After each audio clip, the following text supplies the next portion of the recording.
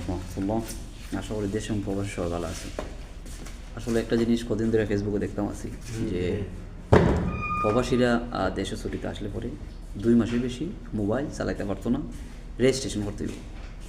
এটা নাকি বর্তমান সরকার আইন করছে। আমি বর্তমান সরকারের না, আরও যত সরকার আইয়া গেছেন আগে, আসলে প্রবাসীদের জন্য তারা এত গলার কাটা খেলে কোনো একটা সরকার প্রবাসীরা শান্তি দিল না। কিন্তু ওই প্রবাসীরা বিদেশে কষ্ট করিয়া দিন রাত পরিশ্রম করিয়া দেশের শস্য চাকা শস্য রাখছে, রেমিটেন্স পাঠাইয়া। কিন্তু কেউ ওই প্রবাসীর লাগিয়া কোনো শান্তি, কোনো বালা করল না। অন্যান্য দেশের মানুষ প্রবাসে যে টাকা পয়সা রুজু করে বেতন পায়, যেভাবে সুন্দর তাদেরকে হেল্প করা হয়, আমাদের দেশের কোনো সরকার কইতে পারতো না।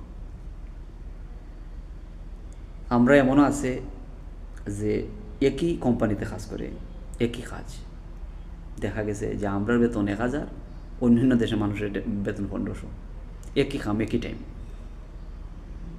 আর দেখেন কোনো একটা সরকার প্রবাসীর সাথে লাগলো ছাড়া পালা হলো না।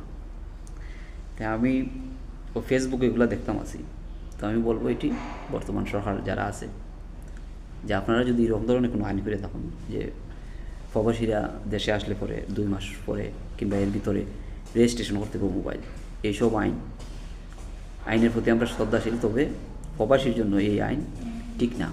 যদিও থাকে, আমরা অনুরোধ থাকবো যে যাতে এইসব আইন বাস্তবায়ন না হয়। প্রবাসীরা কীভাবে ভালো থাকবো, প্রবাসীরা কীভাবে সুন্দরে চলতে পারবো দেশে গেলে, ওই ব্যবস্থা করেন। প্রবাসীদেরকে সাপোর্ট করেন। আমার এতটুকু কথা থাকবো, আশা করি আমার কথাগুলো বুঝতে পারছেন। আসসালামু আলাইকুম।